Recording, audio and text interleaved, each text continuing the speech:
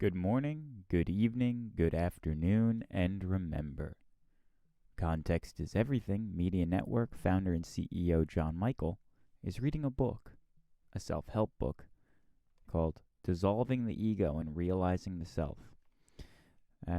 This is a book that is not a contiguous story or a coherent chapter to chapter. What it is each chapter is 33 bits and tidbits of wisdom about, in the case of today's reading, the pathway of the mind, the pathway out of ego-driven lifestyle. So we'll pick up where we left off. Pathway of the mind, and we're going to finish this section today. All opinions are vanities with no intrinsic value, and are actually the result of naivete. All opinions are vanities with no intrinsic value, and are actually the result of naivety. Whereas ordinary mental functioning could be typified as a constant effort to get something, spiritual realization is totally effortless, passive, and spontaneous. It is received rather than obtained. By analogy, when sound stops, the silence reveals itself. One cannot get it by effort or endeavor. With mental activity, there is a capacity to control. With revelation, there is no control at all. No control is possible where there is nothing to control, and there is no means to apply control, even if it were possible. That which is formless cannot be manipulated. What we're talking about here, folks, let's talk in terms of art, because this is the thing I can best relate to as a music writer. When you force an idea, when you think too hard about an idea, it tends to sound like you thought too hard about it. That doesn't mean that the artistic pursuit is not free of work. You do have to sit down and do work. I mean, this is like the fourth edit of a song. There's edits and there's work. But the formless inspiration, the inspiration that appears, that presents itself to you through your work, is more valuable than the effortful, thoughtful, really intentional lyrics or melodies that you come up with. Those tend to have a cold, unappealing feel, at least in my brain. But I also think that most music that has been released to the public on a wide scale in the past decade is actual refuse that belongs in a recycling bin. Because it's not that bad. It can be reduced, reused, and recycled, but it's certainly not good. It's well produced, though. From thinking that we are our minds, we begin to see that we have minds, and that it is the mind that has thoughts, beliefs, feelings, and opinions. Eventually, we may arrive at the insight that all our thoughts are merely borrowed from the great database of consciousness, and we're never really our own. Prevailing thought systems are received, absorbed, and identified with. In due time, they are replaced by new ideas that have become fashionable with us. As we place less value on each possible notion, they lose their capacity to dominate us. We experience progressive freedom of as well as from the mind. This in turn ripens into a new source of pleasure. Fittingly, the pleasure of existence itself matures as one ascends the map of consciousness towards enlightenment, like Maslow's hierarchy of needs. Identification solely with the content of the consciousness accounts for the experience of the self as limited. In contrast, to identify the consciousness itself is to know that one's actual self is unlimited. When such circumscribed self-identifications have been surmounted so that the sense of self is identified as consciousness itself, we become enlightened. The mind is in its identity with the ego, and it cannot, by definition, comprehend reality. If it could, it would instantly dissolve itself upon the recognition of its own illusionary nature. It is only beyond the paradox of mind transcending ego that which stands for self-evident and dazzling in its infinite absoluteness. Let me read that again. It is only beyond the paradox of mind transcending ego that which stands forth evidence and dazzling in its infinite absoluteness. The is in italics, so I think I'm supposed to be reading it differently, but I'm not really understanding. And then all these words are useless. Okay. At all times, remain aware that the real you is not the ego. Let me say that again. At all times, remain aware that the real you is not the ego. Refuse to identify with it. By introspection, one can see that there is that which changes and that which is changeless. That which changes thereby identifies itself as illusion.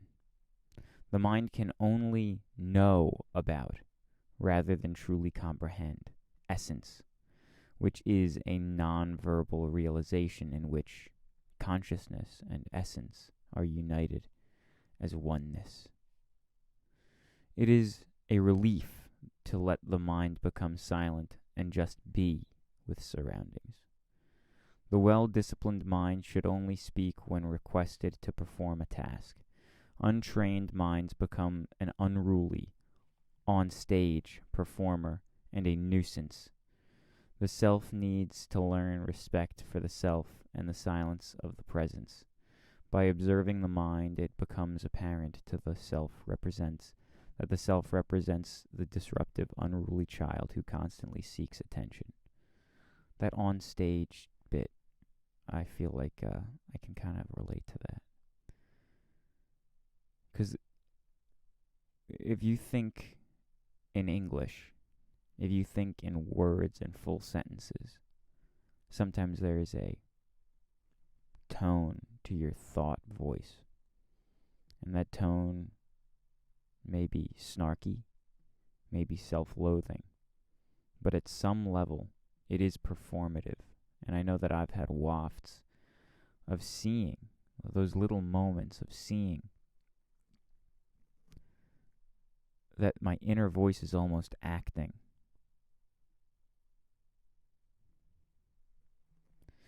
It is usually fruitless to try to block thought or to force the mind to be still without removing its motivation and payoff.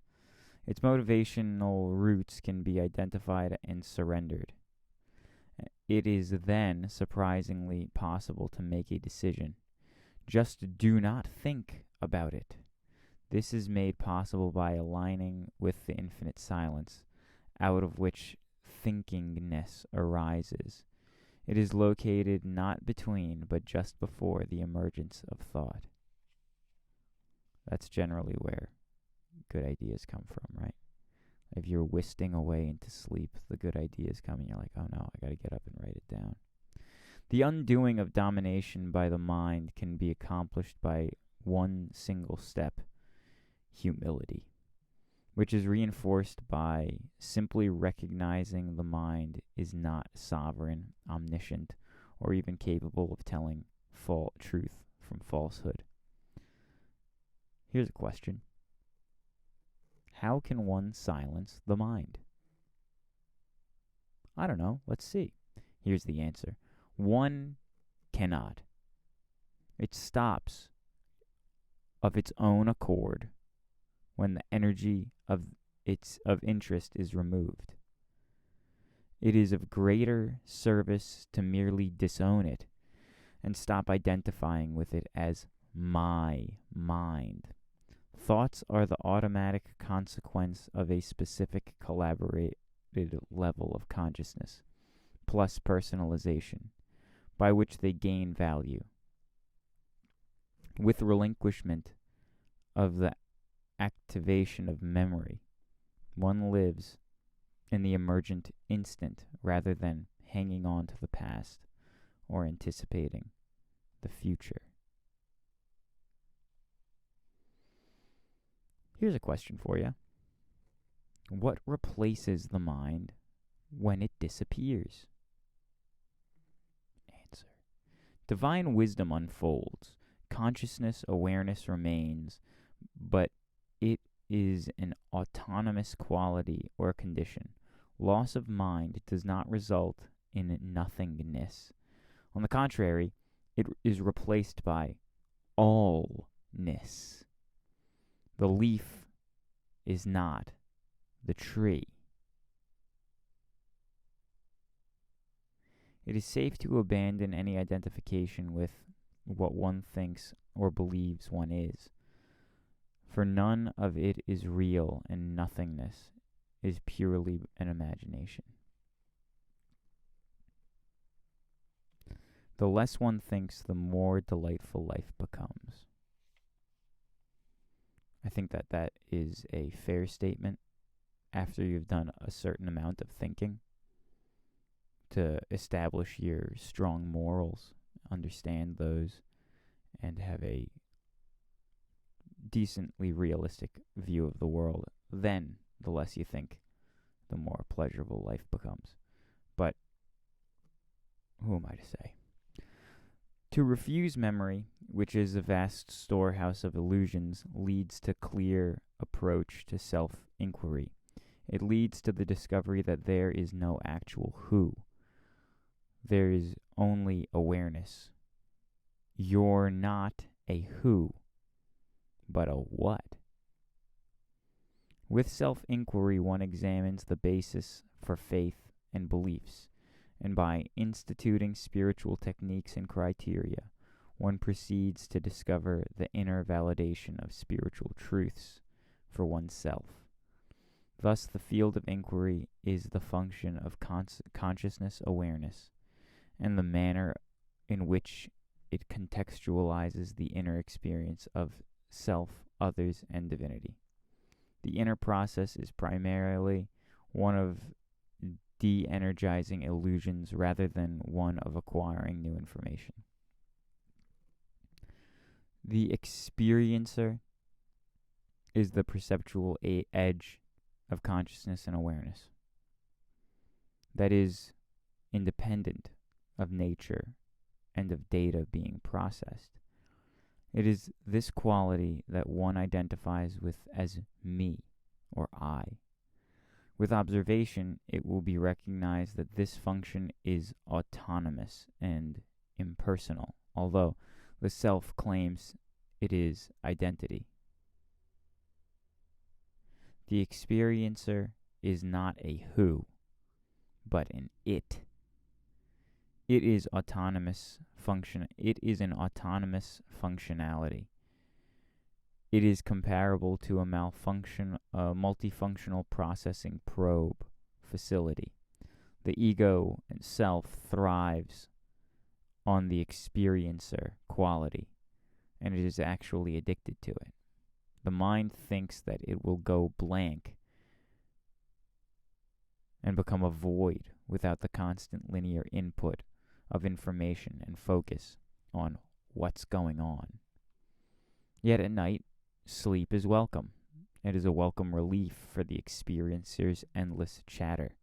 Thus, the mind thinks there are only three possibilities: experiencing, sleep, which is oblivion, or perhaps sleep with dreaming, but relatively unknown to the ordinary mind is a fourth state, which is one of awareness itself, and independent of content or experiencing, or even participating, analyzing, or recording. The underlying quality is effortless, peaceful, and compatible with the contemplative lifestyle. It leads to the state classically termed as samadhi, samadhi. To clear the mind, merely note that nothing at all is of special or unique value or worth, except by invested, superimposed, and projected belief. Therefore, withdraw value, worth, importance, and interest. The major transitions occur when conceptual thoughts are abandoned, along with interests in experiencing or identifying with the experiencer edge of the ego self and its processing functions. With practice, one can stay focused on the quality of consciousness as a process without actually getting involved in the what that is being processed or experienced. Spiritual reality is a greater source of pleasure and satisfaction than the world can supply. It is endless and always available in the present instead of the future. It is actually more exciting because one learns to live on the crest of the current moment instead of on the back of the wave, the past, or the front of the wave, the future, the crest of the present moment. What a lovely turn of phrase that is. The crest of the present moment. That's my favorite phrase from this book so far, I'll tell you. In terms of artistic wording, the crest of the present moment. That's really nice.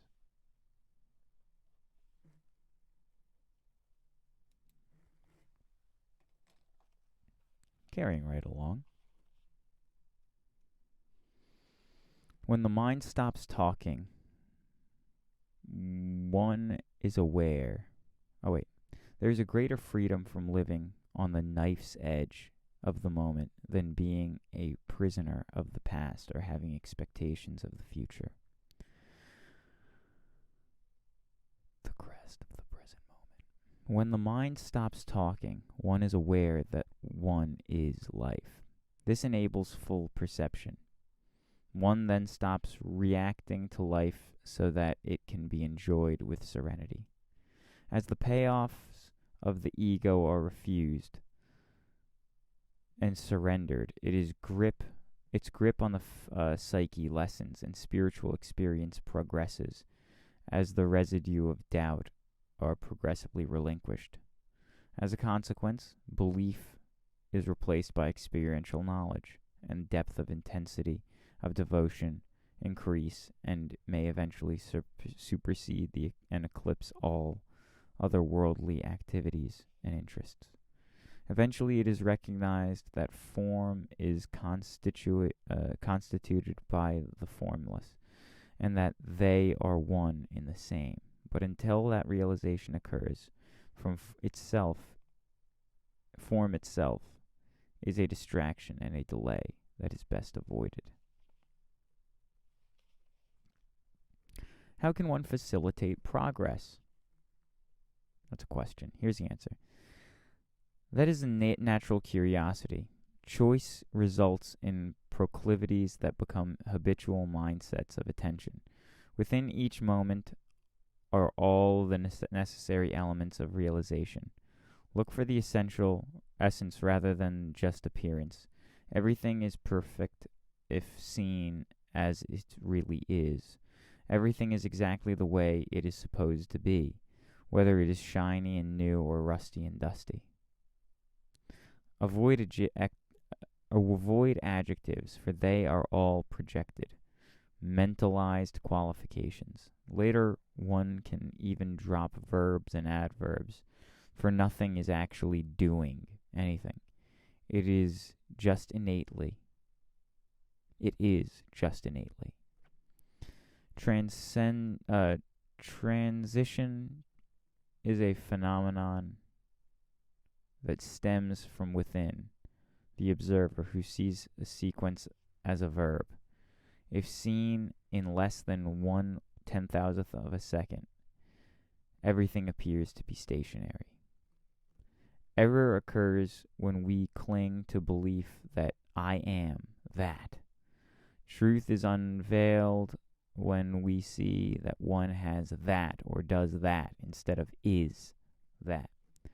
There is great freedom in the realization that I have a body and a mind, rather than I am my body and my mind.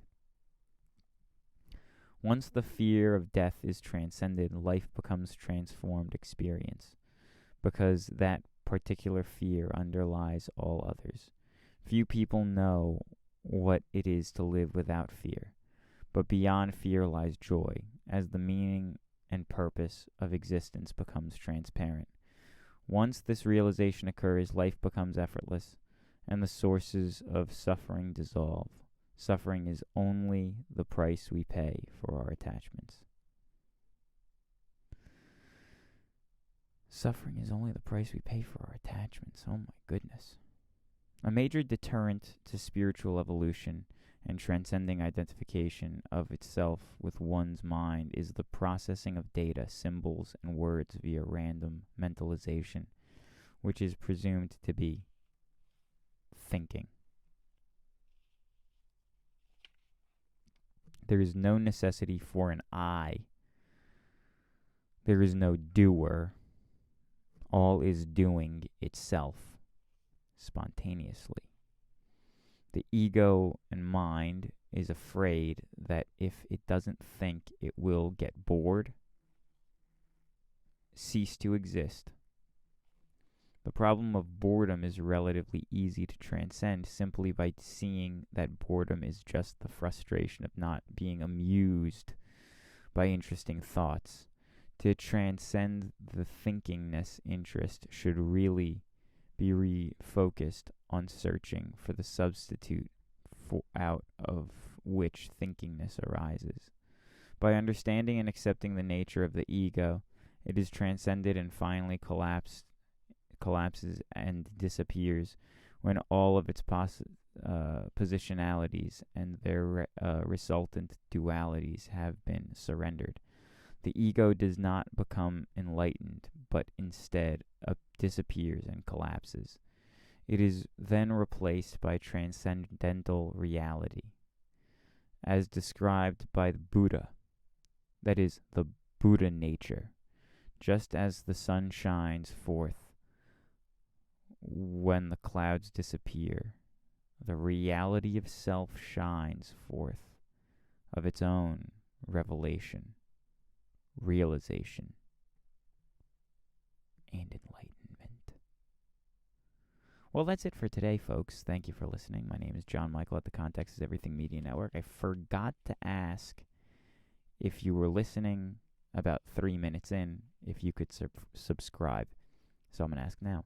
If you're listening 23 minutes and 39 seconds in and you haven't subscribed yet, please do.